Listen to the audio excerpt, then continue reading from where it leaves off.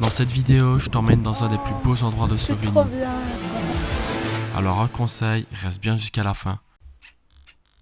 Salut, moi c'est Dylan. Il y a quelques temps, j'ai décidé d'aménager ma Peugeot 308 pour découvrir les joies de la van life. Je te laisse découvrir l'aventure dans laquelle on s'est lancé.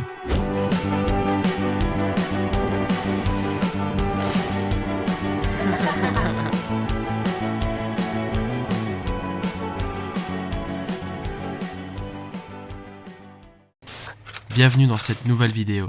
Dans l'épisode précédent, je t'ai montré comment j'ai aménagé ma Peugeot 308 pour partir en road trip direction la Slovénie. Après être passé par la cascade de Periknik et la magnifique vallée de Soka, on se retrouve aujourd'hui pour l'épisode 2 de notre aventure slovène. Après s'être réveillé aux abords de la rivière Émeraude, on a fait un détour vers la vallée pour aller voir la cascade de Slap-Kojak. On s'y est rendu assez tôt afin de pouvoir profiter seul de ce bel endroit.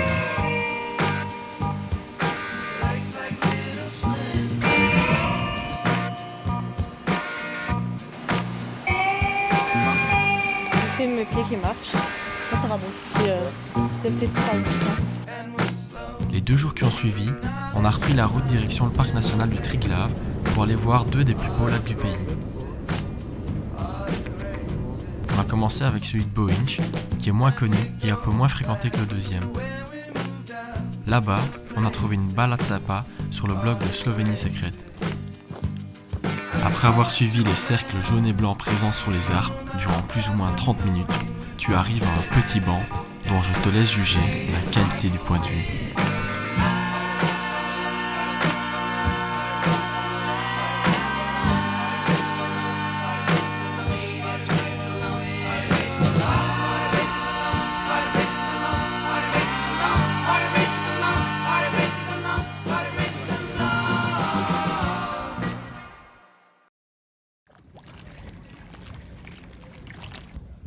À Bled, on a décidé de s'amuser un peu, et pour ça, on a loué une petite barque au prix de 20 € pour rejoindre la seule île du pays.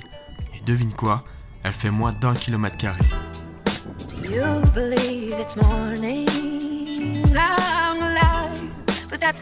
On a à nouveau profité d'une petite rando pour avoir accès à un point de vue digne d'une carte postale. You believe it's morning, long alive, but that's the last thing on my mind.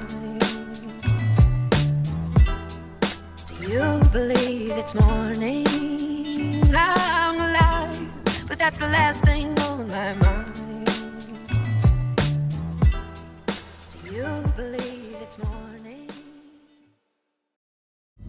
Ça me stresse, mais ça m'excite de tout.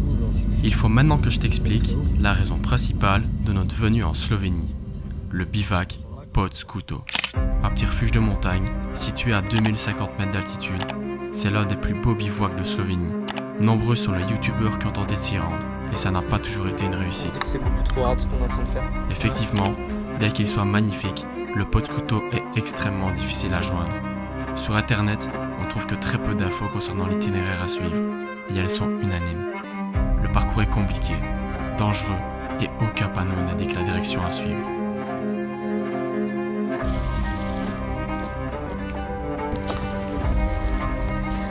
Et après avoir marché durant 4 heures à travers les montagnes slovènes, le drame. Là, malheureusement, on est très déçus, mais on doit faire demi-tour. Parce que c'était beaucoup trop dangereux. C'était horrible. Donc voilà, on pense que c'est au-delà de nos limites. On s'est trompé de chemin. Il y a 3 chemins possibles à prendre. Et on vient de se rendre compte qu'on n'était pas du tout sur le bon. La difficulté, c'est qu'il n'y a rien qui est renseigné, il n'y a aucune info sur internet, donc on y a été au feeling en se disant, en se fiant à ce qu'on avait vu. Et... Je vais t'expliquer notre erreur et ça t'évitera de la reproduire. Tu le sais, on trouve que très peu d'infos concernant les tracés à suivre pour joindre le bivouac. En gros, les gens parlent de 2 itinéraires possibles. Un court, raide et complexe, et un second, légèrement plus long, mais plus facile.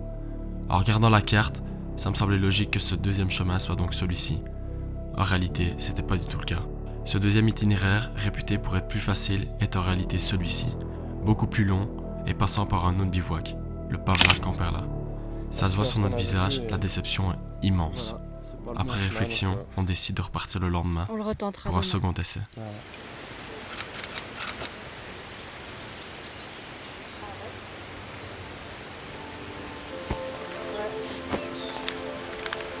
Second essai, Potscuto. On va finalement prendre le chemin le plus court et le plus raide. On a croisé 2 fois des gens, apparemment ils ont réussi à le faire en 2h30 et 3h, donc c'est bien possible qu'on le fasse.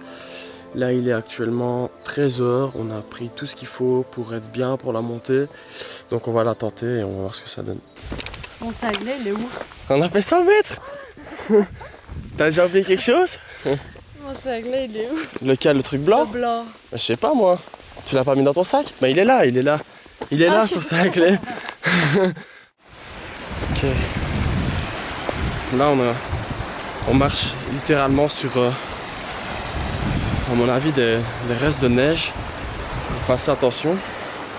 Ça a l'air stable mais bon. Nous voilà donc repartis pour l'ascension du mont Skouta. Ça va Ali? Dur? Avec ses 1300 mètres de dénivelé positif, cet itinéraire promet une intense prise de contact avec le pays. Et après une bonne heure de marche, on laisse derrière nous une forêt aux sentiers sinueux et on tombe déjà sur de très beaux points de vue. Je suis censée monter là, moi? Après un petit pique-nique bien mérité, on se lance dans cette vallée rocailleuse. La randonnée est extrêmement compliquée, mais cette sensation d'être seul au monde tout en étant si proche de la nature nous donne le sentiment de vivre une expérience exceptionnelle. C'est trop bien. Et après en avoir bavé dans ces montagnes slovènes, nous voilà au bivac Potscuto.